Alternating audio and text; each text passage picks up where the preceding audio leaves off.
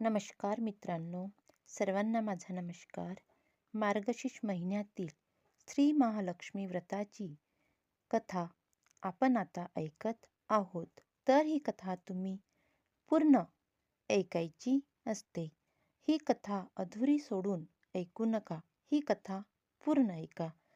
तर आता आपण सुरू करूया श्री महालक्ष्मी व्रताची कथा. ऐकावी भक्तांनो, श्री महालक्ष्मीच्या व्रताची कथा. गुरुवारची कहाणी. ही कहाणी वाचल्याने किंवा ऐकल्याने दुःख, दारिद्र्य, काळजी दूर होते. श्री महालक्ष्मीच्या कृपेने समृद्धी, संपत्ती, ऐश्वर्य, वैभव प्राप्त होते. मनाची इच्छा पूर्ण होते. श्री महालक्ष्मीची नावे रूपे अनेक आहेत. सर्व भूतांच्या ठिकाणी ती छाया, शक्ती, तृष्णा, शांती, जाती, लज्जा, शांती, श्रद्धा, कांती, वृत्ती, स्मृती, दया, तुष्टी, माता, अधिष्ठात्री व लक्ष्मी अशा रूपाने राहते. तिला नमस्कार असो.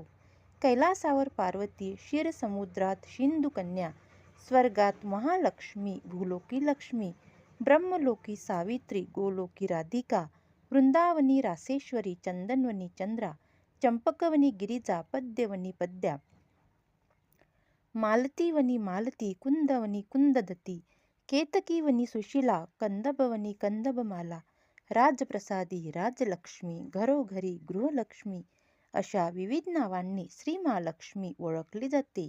अशा सर्वांच्या परिचयाच्या व सर्वाभूती असलेल्या श्री महालक्ष्मीची कहाणी आहे. द्वापार युगात भारतभूतील सौराष्ट्र देशात भद्रश्रवा नावाचा राजा राज्य करी. तो पराक्रमी होता. 4 वेद, 6 शास्त्रे, 18 पुराणे यांचे सम्यक ज्ञान त्याला होते. त्याला सुरतचंद्रिका नावाची राणी होती. राणी देखणी, सुलक्षणी व पतिव्रता होती. त्या दोघांना 7 पुत्र व त्यांच्या पाठीवर एक कन्या झाली. कन्येचे नाव ठेवले होते श्यामबाला.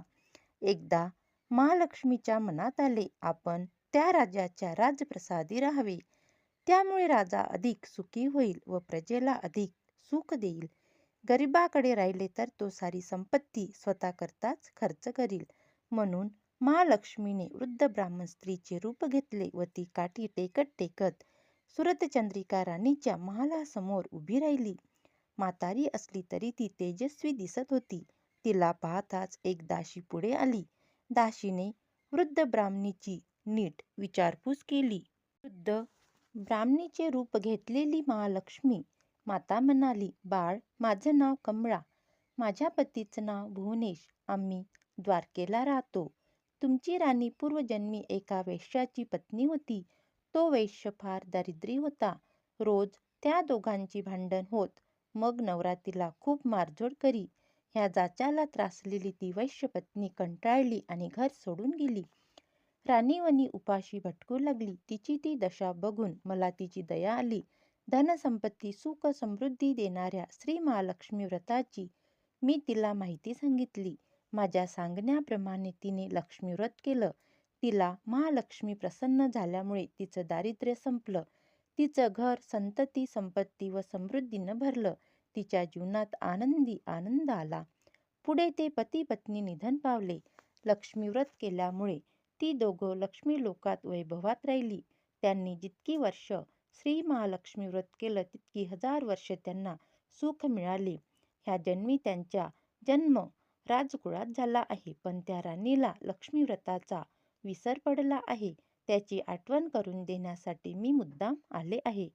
वृद्धेचे हे बोलणे ऐकून दासीच्या मनात जिज्ञासा उत्पन्न झाली. तिने वृद्धेला नमस्कार केला व म्हणाली, माताजी, मला त्या व्रताची माहिती व पूजाविधी सांगा. वृद्धेच्या रूपातील महालक्ष्मीने दासीला लक्ष्मी व्रताची माहिती दिली व महिमा सांगितला.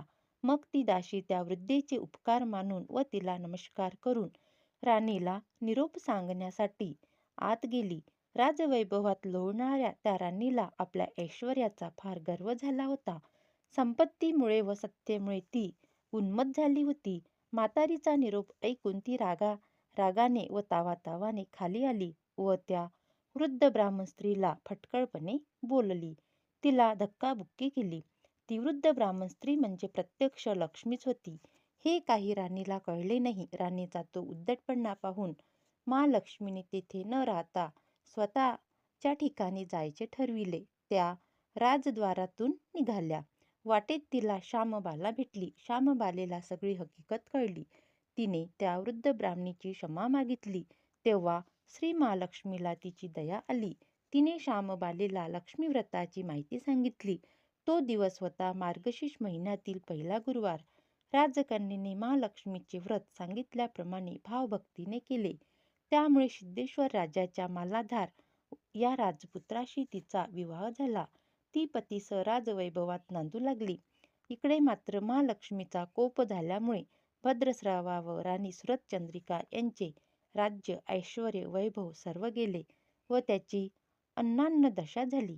एके दिवशी सुरतचंद्रिका आपल्या पतीला म्हणाली, आपला जावाई राजा आहे, खूप श्रीमंत आहे, त्याच्याकडे जा. आपले हाल सांगा, त्याला दया येईल, तो आपल्याला सहाय्य करील. त्याप्रमाणे भद्रश्रवा जावयाच्या राज्यात आला. तो तळ्याच्या काठी बसला असताना पाणी पिण्यासाठी आलेल्या श्यामबालेच्या दासींना तो दिसला. त्यांची राजलक्षणे जाणून दासींनी त्यांचे नाव गाव विचारले. तो श्यामबाला राणीचा पिता आहे हे कळल्यावर दासी धावत धावत श्यामबालेकडे गेल्या. त्यांनी सर्व हकीकत तिला सांगितली. दासीकडून राजवस्त्रे पाठवून श्यामबालेने आपल्या पित्याला मोठ्या थाटामाटाने राजवाड्यात आणले. आदर सत्कार केला. नाना परीचा पाहुणचार केला. तो परत जायला निघाला तेव्हा तिने हंडा भरून धन दिले. भद्रश्रवा घरी आला.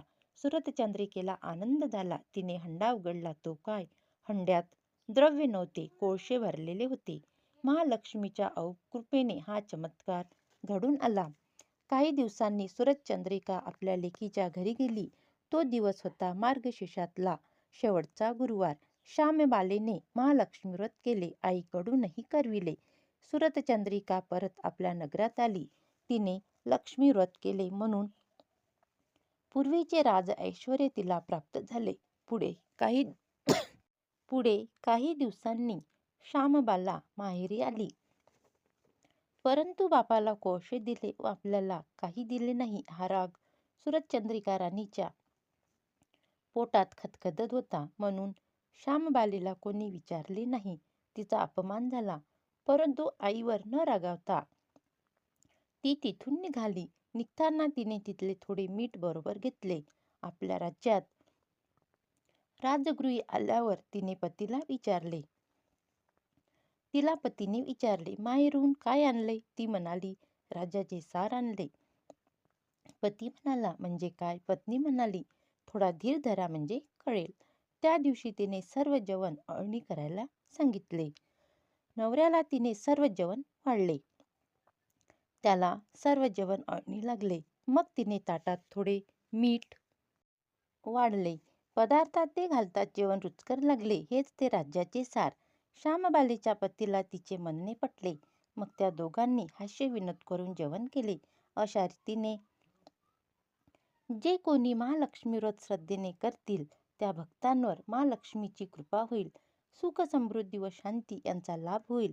सकळ मनोरथे पूर्ण होतील. मात्र श्रीमंती आल्यावर उतू नये. श्री महालक्ष्मीचे व्रत करायला चुकू नये. दर गुरुवारी पोथी वाचायला विसरू नये. महालक्ष्मीचा महिना पूर्वितो भक्तांची कामना. अशी ही श्री महालक्ष्मी व्रताची कथा गुरुवारी कहाणी सुफळ संपूर्ण. ओम श्री महालक्ष्मी देवी नमः. ओम ह्रीं श्री महालक्ष्मी देवी नमः. ओम शांती शांती शांती. श्री महालक्ष्मी देवता परनमस्तु. श्री महालक्ष्मीची आरती. जय देवी जय महालक्ष्मी. वससी व्यापक रूपे तू स्थूल लक्ष्मी. करवीर पूर्वासिनी सुरवर मुनिमाता. पूर्वर वरदायिनी मुरहर प्रियकांता. कमलाकरे जठरी जन्म विला धाता.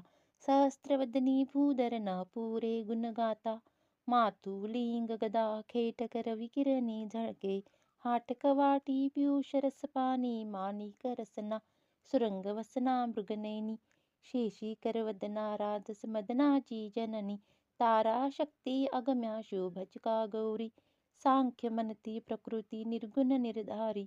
गायत्री निज बीजा निगमागमसारी प्रकटे पद्यावती निज धर्माचारी अमृत भरिते सरिते अवधुरिते वारी मारी दुर्गट असुरा भवदुस्तर तारी वारी माया पटल प्रणमत परिवारी हे रूप चिद्रूप तद्रूप दावे निर्धारी चतुरानने कुशित कर्माच्या ओळी लील्या असतील माते माझे निजबाळी पुसोनी चरणतळी पदसुने शाळी मुक्तिवेश्वर सागर निरशागर बाळी जय देवी जय महालक्ष्मी वससी व्यापक रूपे तू लक्ष्मी करवीर पूर्वासिनी सुरवर मुनी माता पुरहर वरदायिनी मुरहर प्रियकांता जय लक्ष्मी माता अशी लक्ष्मी देवीची आरती इथेच सुफळ संपूर्ण. धन्यवाद.